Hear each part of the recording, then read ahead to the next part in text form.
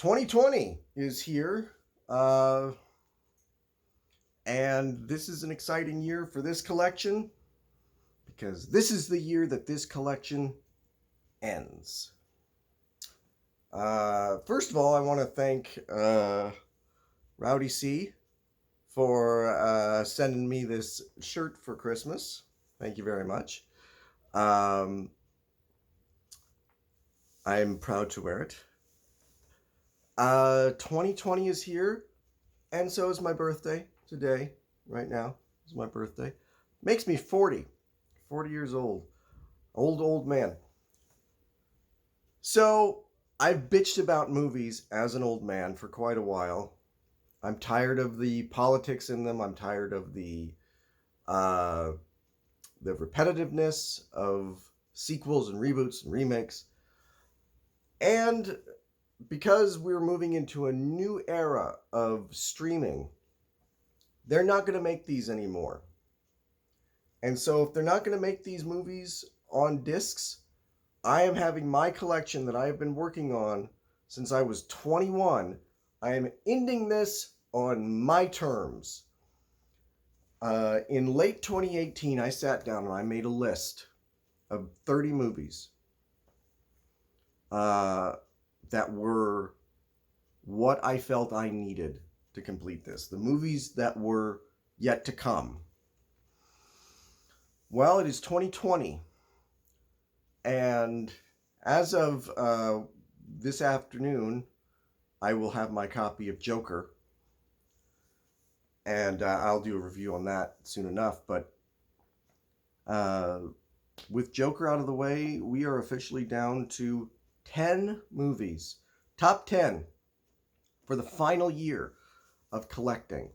So I wanted to give you guys a little preview of what those 10 will be. I'll probably do reviews of them when the time comes. And what's kind of cool is 4 of those movies will be out of the way in the next month. 4 weeks from now. So, January 21st, there's a double dip. 2 movies, same day. Probably the last time I'll ever have that happen as far as DVDs and Blu-rays go. First up, Jay and Silent Bob reboot. I have a 2-volume View Askew collection that I thought Clerks 3 would be the last movie for. I actually even have Clerks 3 on the back, so that's going to need to be fixed. But Jay and Silent Bob reboot is the last movie I intend to collect in the View Askew universe. I know that Clerks 3 actually is now happening, and Mallrats 2, and God only knows what else. I also know that retroactively, Zack and Miri Make a Porno is now in the View Askew universe. Screw that. I'm talking about View Askew universe primary, and I'm talking about specifically the movies that have Jay and Silent Bob in them. And Jay and Silent Bob reboot, that's the last one. I did not see this in the theater, and that is going to be a theme for a few of these. I didn't see it in the theater. It was one of those movies where I just thought, it's getting bought no matter what because it's going in the collection. So I don't need to shell out however much to go see this in the theater. I can wait a few months. But I'm excited to see it. Like, that would actually be pretty high up on what I am actually excited to watch. Same day, Zombieland Double Tap. Again, didn't see it in the theater. It's not that I didn't want to. I just excuse me, didn't get to it. Basically, I said to myself, if this gets good reviews, I will add it to the collection. It had to get good reviews. That had to be the qualifier. And it did. It got good reviews. Not as good as the first, but good enough for me to say, okay, I will go ahead and I will add this to Zombieland as a 2-disc case. Now, a week later, on January 28th, a movie that did not get good reviews, and a movie that has been literally at the bottom of my list since the day I sat down and figured it out. Terminator Dark Fate. I've heard this movie sucks. Not as much as Terminator Genisys, from what I hear. Some people actually think it's worse than Terminator Genisys. Why is this movie getting bought then? If it's been at the bottom of my list, why not just drop it? Why not just not buy it? I have OCD when it comes to this collection. My Terminator collection has it's all of my movies, the Terminator movies, in a 6-disc case. There are 5 Terminator movies. Dark Fate is number 6. That is the only reason it is being bought, to complete that collection and not have that empty space. It's a stupid reason to buy a movie, but when it comes to this, I can be pretty dumb. So Terminator Dark Fate.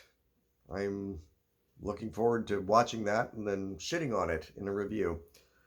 Hopefully not. Maybe I'll like it. Maybe it'll be a movie where I'm like, the critics are wrong. This is a great movie. Probably not. A week after that, February 4th, a movie that I did see in the theater and am very excited to own, Dr. Sleep. This was a late addition to the list because I thought it could be good, could suck. It was great. I really liked Dr. Sleep. It's not going to go in a case. I don't have a case for it. Luckily, I have one empty spot left on this in the Blu-ray section. That's where it'll go because there's a 3-hour extended cut. That's going to be on Blu-ray. It was a fun movie. I really liked it. Fantastic. It was better than It Chapter 2. I was surprised by that. My copy of The Shining lives in a Stanley Kubrick set, so I don't have any place to combine Dr. Sleep with. But Dr. Sleep was more of like a spiritual sequel to The Shining. You know, it reused the Overlook aesthetic.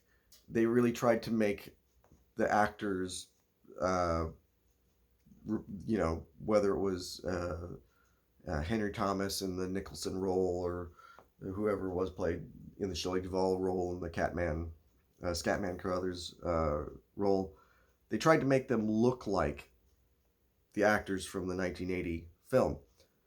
So it is a sequel, but it's kind of not, so I'm going to just go ahead and count it as a standalone Blu-ray. Now we're getting into kind of uncharted waters as far as when things are going to come out. March will likely be the release of Star Wars Episode 9, The Rise of Skywalker. I don't know yet. I could pre-order it. It is available on Best Buy for pre-order. I could pre-order it right now, but I don't know yet what form it is going to take. Because rumor has it, I mean, Best Buy already has a 4K collection of the Skywalker saga that I don't want. It's really expensive. I don't have a 4K player. It comes with Blu-rays too, which turns it into like a 27-disc collection. I don't, because of the 4K, I don't need that big a set. And it's sort of like with the Infinity Saga. I could have bought that, but it was like combined with 4K, which just made it ridiculously expensive. But Star Wars, rumor has it, they will also have a Blu-ray collection, just Blu-ray. If they do, and if the bonus features warrant it, that is what I will be buying. I'll just give away my copy of my copies of the 8 movies. And I'll have it on Blu-ray because I don't have the original 3 or the prequel trilogy on Blu-ray. So it'd be upgrading my Star Wars while also keeping it in a nice, cool like case all unto itself.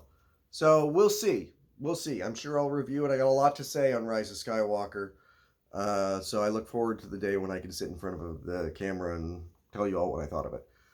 Um, Now we're getting into even more uncharted waters because they're movies that haven't been released yet. Uh, First up, I'm predicting in April, Bad Boys for Life. I'm looking forward to going and seeing that in the theater, hopefully next week. Uh, I love the first two movies. Well, I love the first movie. I appreciate the second movie for a lot of stuff. Um, it looks fun. If it is terrible, if it is really really really bad, I won't buy it. I'll be okay with just having Bad Boys 1 and 2. Uh, but it has to be terrible. If it's good, if it's got some stuff in it, if it's like, it's okay, I'll buy it. A movie that was released, but only in Europe, and I will have a lot to say about this when the time comes. Rainy Day in New York. Um, this is the new Woody Allen movie that should have come out in 2018. It never was released in the U.S. for controversial reasons. So my copy is going to be coming from France. It comes out April 20th. I will purchase it. I haven't pre-ordered it yet, just in case somebody in the U.S. wises up and decides to distribute it on Blu-ray. But I otherwise will be ordering my copy from France. This will be an addition to my all the other Woody. I own all the Woody Allen movies. So I will be adding this. It's been a long time coming to add this one. Then there's a big break. Nothing else comes out until fall, as far as DVDs and Blu-rays go. Because these will be summer movies, so theatrical releases, so they'll come out in the fall.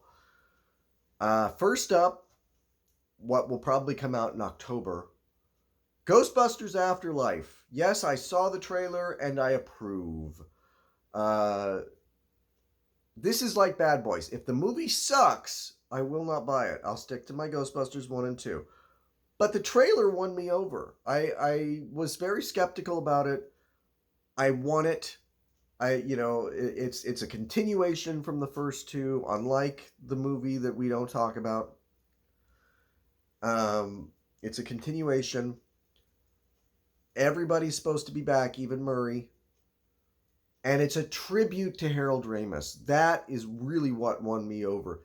Harold Ramis isn't in it to reprise the character of Egon, but the movie is about Egon. So that's brilliant. That won me over.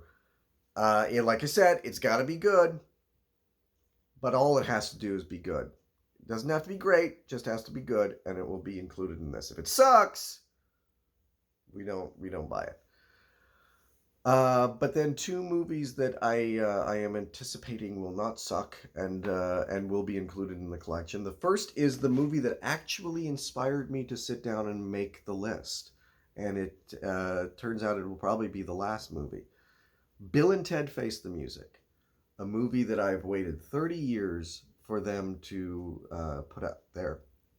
When I heard it was finally going to actually happen, I thought, that really feels like it's another, just along with Rise of Skywalker and Avengers Endgame and so many of these other movies, it felt like a movie that was going to conclude something. And so I thought, let's get it. Let's go ahead and get that, and let's start closing up shop here. I'm really excited for it. No trailer yet, but I've seen stills. They're back. I can't wait to hear Keanu Reeves finally have some fun and do that voice again. I'm really excited for Bill and Ted Face the Music. That's very high up on my list. Finally, what will probably close out the list, I'm thinking it will be a December DVD release. A little independent movie. Kind of cool that it goes out on that and not a major blockbuster. The Trip to Greece. I haven't talked about the Trip movies. I should do a review of them. There's 3 of them so far, with Rob Brydon and Steve Coogan. playing themselves or fictional versions of themselves, and they go around in different countries in Europe, eating good food, taking in beautiful scenery, and being funny. They remind me of the road movies with Bob Hope and Bing Crosby. This is the fourth one. When I heard that it was going to be done, I had to add it to the list. I had to say that that's going to go on. It's right now doesn't have a release date in the summer. I'm guessing it'll be August, which will probably make it December when it comes out on DVD. Now, there are a couple of exceptions for what could still go on the shelves. I'm not counting them because they are way out there in the future. And so by that time, DVDs may not even exist. So we'll have to see. The first is Tarantino's 10th and final film. Now, I own the other 9, so it would be weird to not purchase the 10th and final movie of his. Especially if there's a box set. If there's a big, beautiful box set and it includes all the movies, especially if it includes Kill Bill, The Whole Bloody Affair, that's going to have to get purchased. It's going to have to. I can't resist that. The last, and this goes to something I mentioned earlier, one of the upcoming ones, anything Woody Allen does. Woody Allen, it is difficult even for Woody Allen enthusiasts to find all of his movies, and I have them all. So to stop now would feel weird. So as they come out, and they probably will all be from now on, movies I'll have to order from Europe, which is a bummer. But I know that he has a movie right now, which probably is wrapped, called Rifkin's Festival. But because of the fact that they're not probably going to release it in the US, it's one of those things where maybe I can get my hands on it, maybe I can't. That's why I'm not counting it right now. Hopefully, I'll get my hands on it. We'll have to wait and see. That's if I can't, hopefully I can find it on a streaming service somewhere. But yeah, that's it. That'll be the last 10. The last final 10 movies that I buy on Blu-ray. Now, of course, streaming services, they're releasing all these movies. By the way, that is one I forgot. If The Irishman comes out as a physical copy, I love that movie so much, I'd buy it. I would buy that. But Netflix doesn't usually release their movies. So, as a physical copy. There's been a couple of exceptions, which is, if you're going to make an exception, Scorsese movie is one to do it on. But yeah, I'm not counting that because it's a big maybe that Netflix will ever release that. Streaming services are the future, and I'm okay with that. I'm okay with not having the physical copy of a movie. Really, in some ways, these are two things to me. They're trophies, because I love these. I have a hard time getting rid of even movies that I don't like. But, and they're also insurance. For the day that the internet goes down, for the day that the zombies take over, for the day that we're all running on generators and the internet's gone. There's no Wi-Fi. There's no Netflix or Prime or Hulu. We don't have those anymore. We just have a generator, a DVD player, and these bad boys. And I'm very happy to be wrapping it up. I'm very happy to move on to the next thing. And that is, for those, I mean, The Irishman is a great example. That's a big movie, man. That was like an event movie. And it was on Netflix. And that's happening more and more and more. There's a rumor that I've heard that the big budget, huge epic version of He-Man that they want to release is going to be a Netflix movie. Michael Bay's newest movie is a Netflix movie. Michael Bay, I mean, when you think about big screen, I mean, whatever you think about Michael Bay, you think about big screen movies. Michael Bay makes those. Netflix movie. Big stars, Ryan Reynolds in it and everything. Netflix.